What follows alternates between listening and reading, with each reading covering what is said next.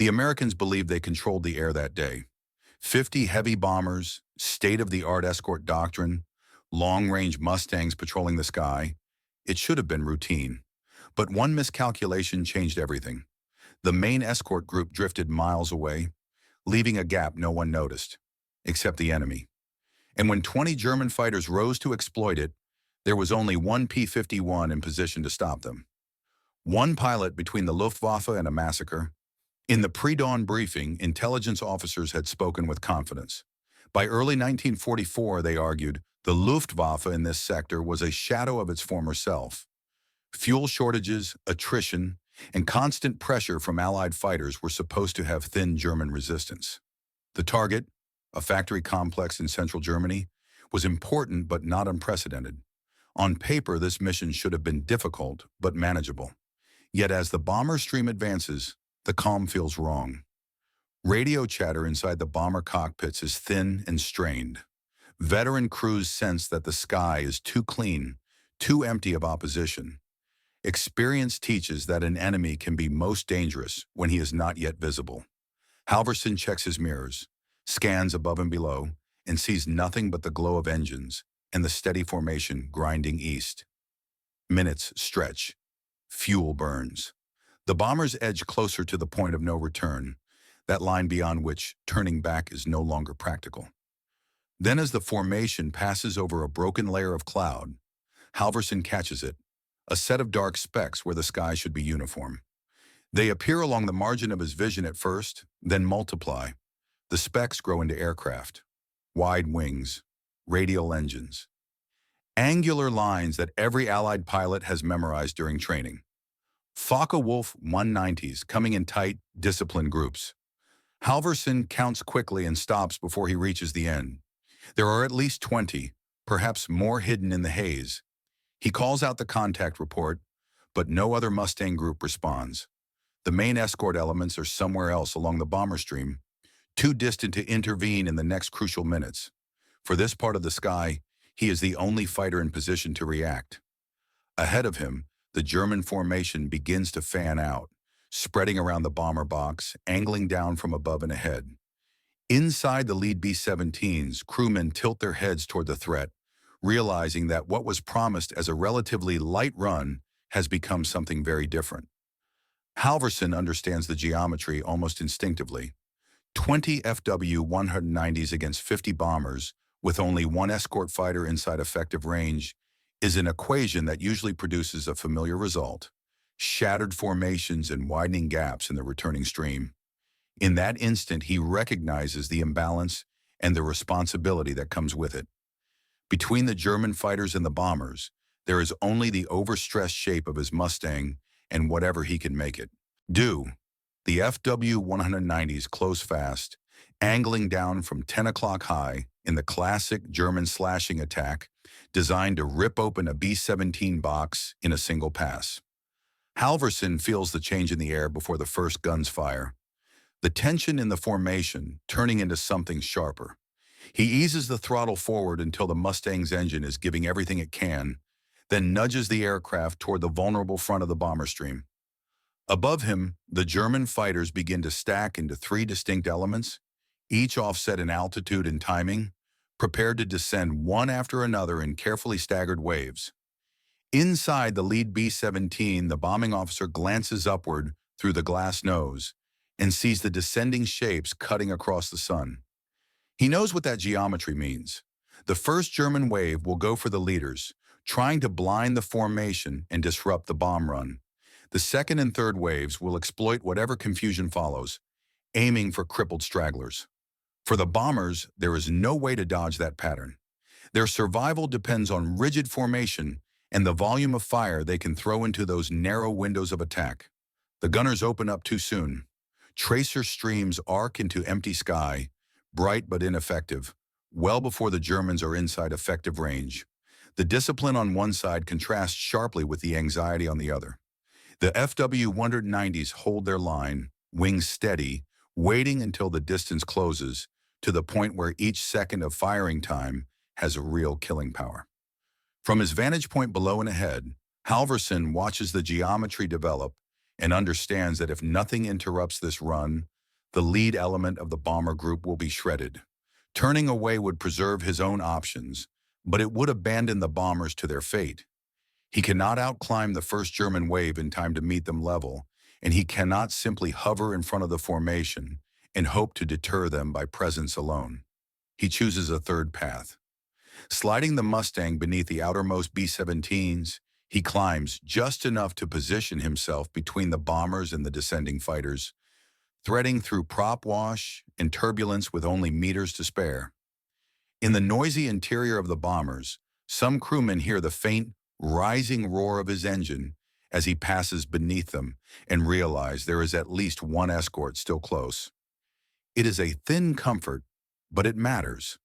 Above, the German pilots commit. Muzzle flashes begin to sparkle along their wings as they cross the point of no return in their dive. In those few seconds, the situation crystallizes. The German formations are committed to their attack vector. The bomber guns are late to adjust. Whatever happens next will happen in a compressed corridor of time and space where maneuver, courage, and calculation all collide. Halvorsen knows he has only one real chance to alter that equation, and it lies not in caution, but in disruption. He pushes the stick forward, preparing to meet the storm halfway. The first German wave drops toward the lead element, the carefully arranged pattern of the Staffel, turning into a descending lattice of metal and intent. From his position just below the bombers, Halvorsen knows that if he waits for a perfect firing solution, there will be nothing left to protect. He rolls the Mustang onto its back and pulls, dragging the nose up and over in a maneuver that sends him climbing directly into the path of the oncoming fighters. It is not textbook escort procedure, but it is the only way to inject chaos into a plan built on timing. As he climbs, he squeezes short bursts from the Mustang's 650 caliber guns, not expecting solid hits at first, but forcing the Germans to react. The sight of a single fighter coming straight up into their dive is jarring. Several of the FW-190s peel away a fraction of a second earlier than they had intended, adjusting their angles to avoid collision or unexpected fire. The tight geometry of the attack begins to fray. One of the German pilots holds his line too long. As Halvorsen crests into their path, his tracers finally intersect a real target.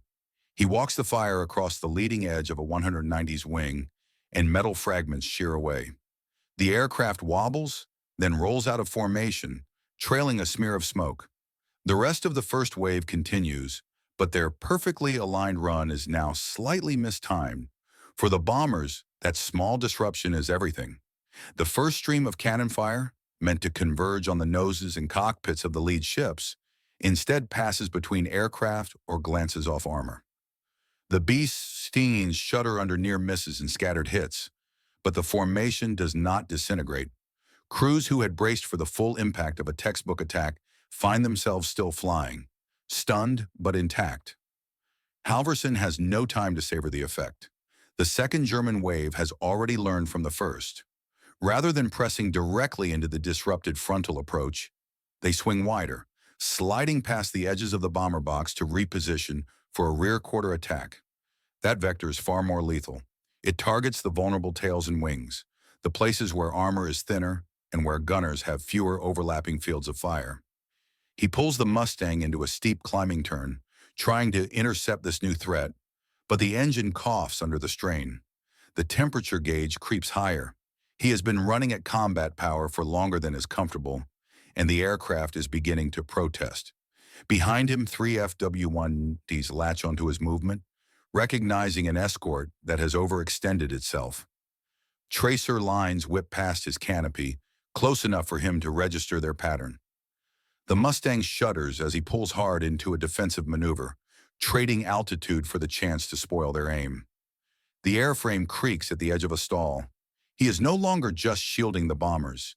He is fighting for his own survival. And far behind this immediate duel, the third German element is quietly curving into position, setting up the kind of rear attack that bomber crews dread most.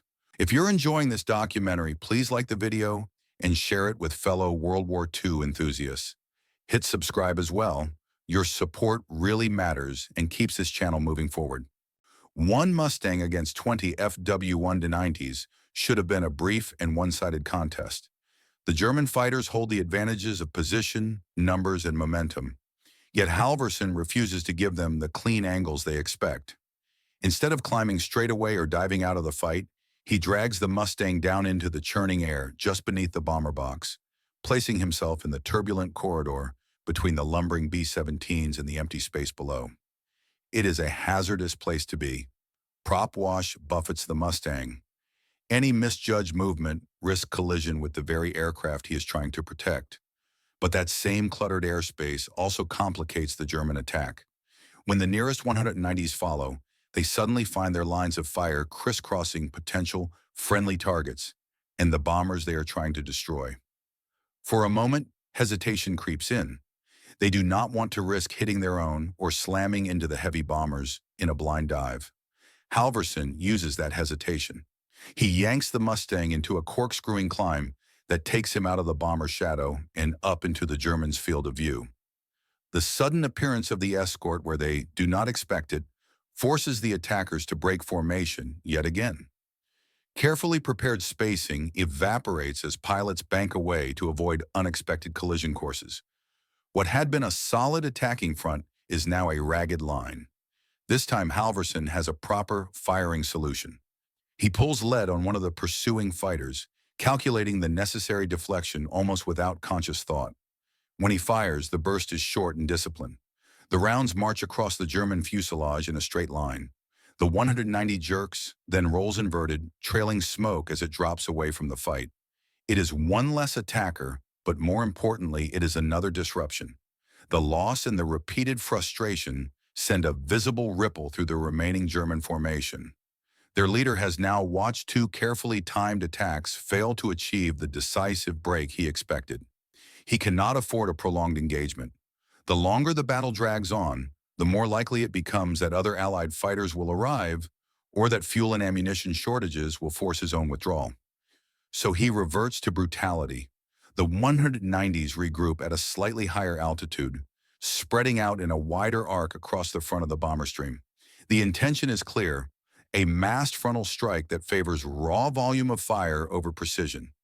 If they can punch through the nose of the formation and cripple several lead aircraft, the bomb run and the withdrawal will both fragment. Halvorsen climbs as high as he dares, but he is running out of altitude and options. From his position above the bombers, he can see the German line leveling out for its final run. He understands that diving into them again will expose him completely. Holding back, on the other hand, will leave the B-17s to meet the attack alone.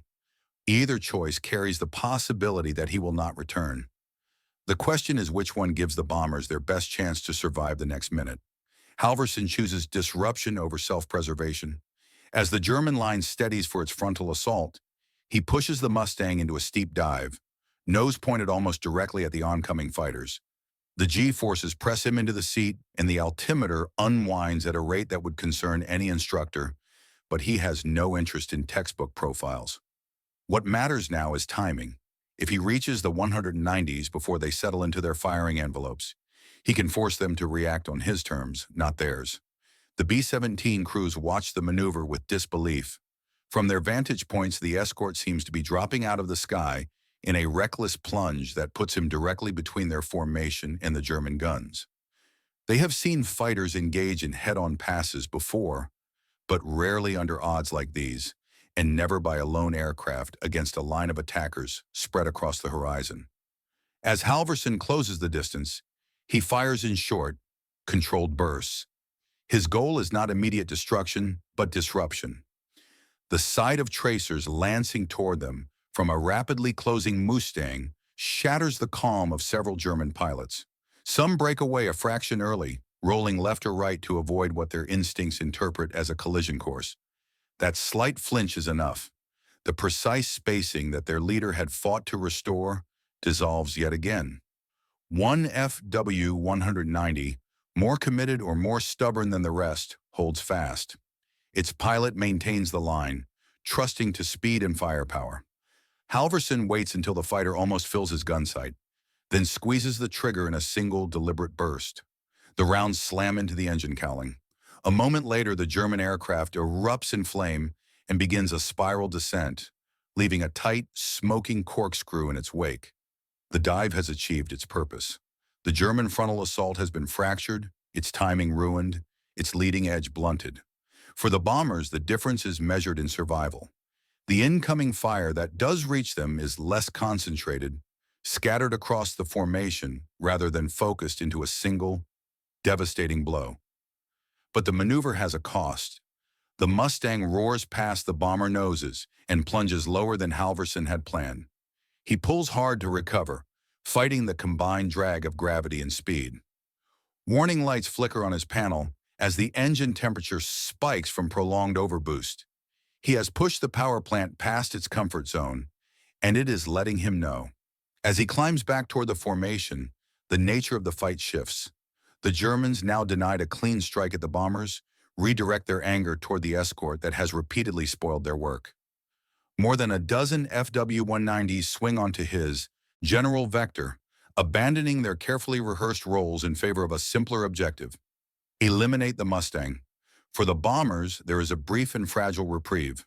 For Halvorsen, the sky is about to become very small. The character of the fight changes as the remaining German pilots turn their focus from the bombers to the single Escort that has disrupted their attacks.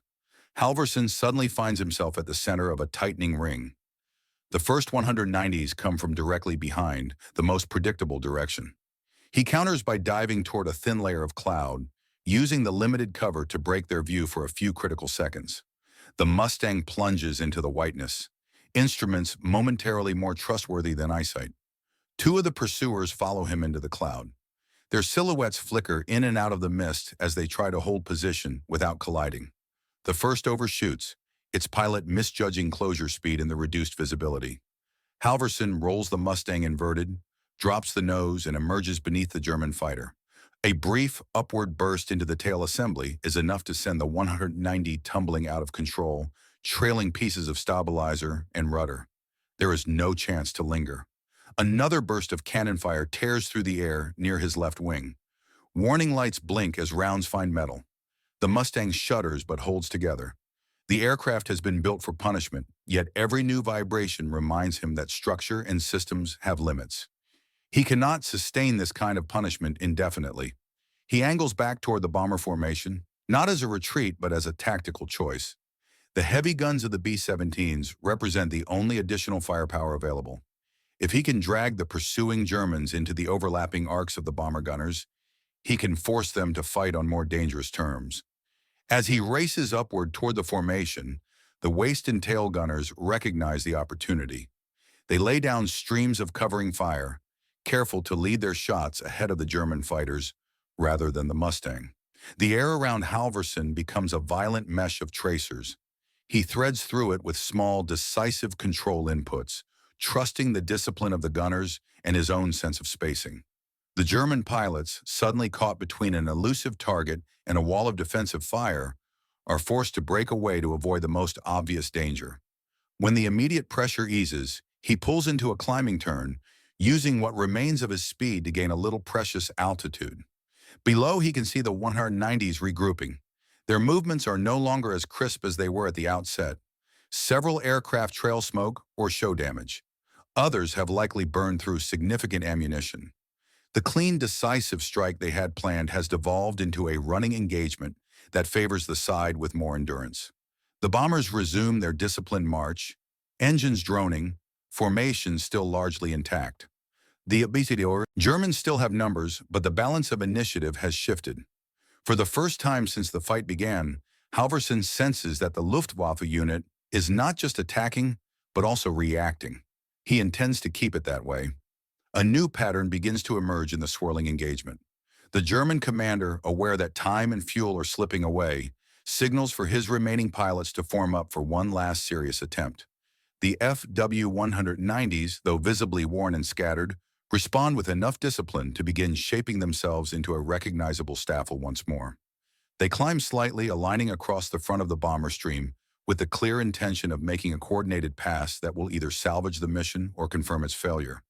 Halvorsen sees the regrouping as clearly as they do. The bombers have now pushed deeper into their route, edging closer to airspace where other Allied fighters might appear. Every minute the Germans spend reorganizing is a minute in which their narrow advantage erodes.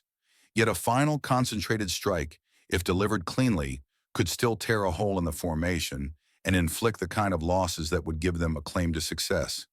He chooses not to wait for that strike. With his Mustang battered but still responsive, he climbs to a modest height above the bomber stream and watches the German line settle. Rather than diving directly at a single target, he angles his approach to sweep across the front of the forming staffel. His objective is not individual kills, but disruption of the fragile alignment they are fighting to restore. As he drops into position, he unleashes another series of precise bursts, spaced more to force reactions than to guarantee hits. The effect is immediate.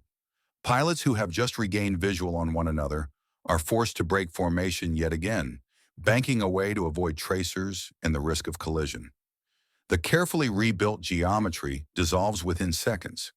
Whatever hope the German commander had of delivering a unified final blow evaporates in the face of this renewed interference. Below, the bomber crews grasp what is happening even if they cannot see every detail. They watch the Fw-190s veer off in inconsistent directions, some climbing, some turning away, none maintaining the direct, confident lines that had marked the opening of the battle. The opportunity for a decisive attack passes almost unnoticed in real time, but becomes obvious in retrospect. By now, the bomber stream is approaching the invisible boundary where relief might appear. Somewhere ahead, other Mustang and Thunderbolt groups are patrolling, drawn by radar plots and radio calls. The Luftwaffe pilots know the pattern. If they linger too long in Allied airspace, they risk being caught between fresh fighters and the heavy guns of the bombers. One by one, then in small clusters, the German aircraft begin to disengage. They climb away to the east, conserving enough fuel to reach their bases and enough ammunition to claim they had fought. They have not been destroyed, but they have been denied the result their doctrine demands. Halvorsen circles behind the bomber stream, his own aircraft showing the strain. Ammunition is low, fuel is tight. The engine note is rougher than it was at dawn. Yet ahead of him, the formation of B-17s remains remarkably whole. The battle for this section of sky is effectively over, but the journey home still lies ahead. The withdrawal of the German fighters leaves an unexpected quiet in their wake. For the first time since the enemy appeared, the radios aboard the bombers carry more than terse warnings and range calls. Voices crackle with exhausted acknowledgments, inventorying damage and crew status. Gunners report jammed weapons, shattered plexiglass, and near misses that left only scars and aluminum. Yet as the lead crews count the aircraft still in formation, a surprising picture emerges. The gaps they had braced themselves to see simply are not there. Halvorsen uses the lull to take stock of his own situation. The Mustang's airframe carries fresh holes along the wings and fuselage. Instrument needles sit at uncomfortable edges of their dials. The engine still delivers power, but the smooth confidence of its earlier song has been replaced by a harsher, uneven tone that hints at strain. He runs a quick mental calculation of fuel reserves against the distance remaining and recognizes that any further high-power engagements would be unwise. He does not break away. Instead, he settles into a position behind and slightly below the bomber stream, shadowing its movement as it turns onto the homeward leg. His role shifts from active defender to watchful escort, ready to react if another threat appears, but primarily serving as a visible reassurance to crews who have just endured more than an hour of sustained tension. As the formation crosses back toward friendlier airspace, distant specks begin to appear ahead and above. This time, they resolve not into hostile Fw-190s, but into the outlines of additional Allied fighters. Fresh Mustangs and Thunderbolts swing into view, forming a protective canopy over the returning bombers. The sense of isolation that had defined the earlier phase of the mission begins to fade. The lone escort is no longer alone. Approach and landing return a measure of routine to a day that has been anything but ordinary. One by one, the B-17s descend toward their airfields, trailing evidence of combat but still under control. On the ground, crews count bullet holes, examine damaged systems, and quietly absorb the fact that so many aircraft have come back from a fight that should have cost far more. Halvorsen brings the Mustang in last, nursing the aircraft through its final circuit. Touchdown is firm but controlled. As the fighter rolls to a stop, ground personnel converge, eyes moving from the battered skin of the aircraft to the pilot climbing out. The questions come quickly, focused on losses and on how close the formation had come to being broken. The tally is stark in its simplicity. The bombers from this section of the stream have returned in full strength. Damage is widespread, but destruction has been avoided. The day's statistics will show a mission completed under heavy opposition with minimal loss in that segment of the formation. In the broader story of the air war over Europe, this engagement will be one of many. Yet for those who flew it, the memory endures of a moment when the balance tilted on the actions of a single escort fighter that refused to yield the sky. The calm that settles over the base as engines cool and crews disperse is not the quiet of untouched safety, but the hard-earned stillness that follows a narrowly averted disaster.